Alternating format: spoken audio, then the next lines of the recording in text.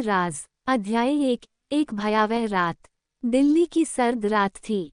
घड़ी रात के 2 बजा रही थी और पूरी कॉलोनी गहरी नींद में थी। लेकिन उस रात शर्मा विला से एक दिल दहला देने वाली चीख निकली। पड़ोसी चौकन्ने हो गए, पर किसी ने हिम्मत नहीं की बाहर निकलने की।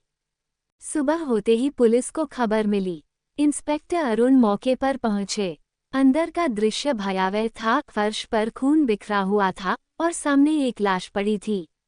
मृतक का नाम था राकेश शर्मा, एक प्रसिद्ध बिजनेसमैन। अध्याय 2। संदिग्धों की कतार। राकेश के घर में उसकी पत्नी सुमन, नौकर रामू और बिजनेस पार्टनर विक्रम मौजूद थे। पूछताछ शुरू हुई। सुमन, रात को मैं अपने कमरे में थी।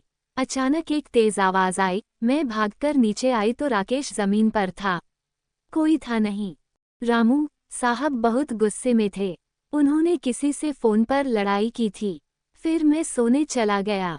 विक्रम, राकेश और मेरे बीच बिजनेस डील को लेकर बहस हुई थी, लेकिन मैं उसे मार क्यों दूंगा। अध्याय 3। रहस्य गहराता गया। पुलिस को राकेश के कमरे से एक टूटा हुआ फोन मिला, जिसमें आखिरी कॉल किसी अनजान नंबर पर की गई थी। जांच करने पर पता चला कि यह नंबर निशा नाम की लड़की का था। निशा कौन थी? क्या उसकी इस हत्या से कोई कड़ी थी? अध्याय 4। राज से पर्दा उठता है। निशा एक कैफे में काम करती थी और उसने बताया, राकेश सर अक्सर मेरे कैफे आते थे। 2 दिन पहले उन्होंने बताया था कि कोई उन्हें मारने की धमकी दे रहा है। इंस्पेक्टर अरुण ने सुमन के फ़ोन की कॉल डिटेल्स निकलवाईं और पता चला कि हत्या से 1 दिन पहले उसने विक्रम को कई बार कॉल किया था।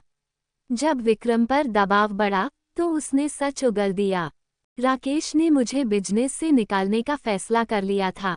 गुस्से में मैंने सुमन से कहा कि हमें कुछ करना चाहिए, लेकिन मुझे नहीं पता था कि वह इतना बड़ा कदम उठा लेगी। अध्याय 5। खूनी का पर्दाफाश। सुमन ने कबूल किया, राकेश मुझे नज़रअंदाज कर रहा था। वो किसी और के साथ रिश्ता रखना चाहता था। गुस्से में मैंने उसे जहर देकर मार दिया। पुलिस ने सुमन और विक्रम दोनों को गिरफ्तार कर लिया। इस केस ने फिर साबित कर दिया कि लालच और धोखे की दुनिया में कोई भी सुरक्षित नहीं है। समाप्त। Subscribe for more interesting stories.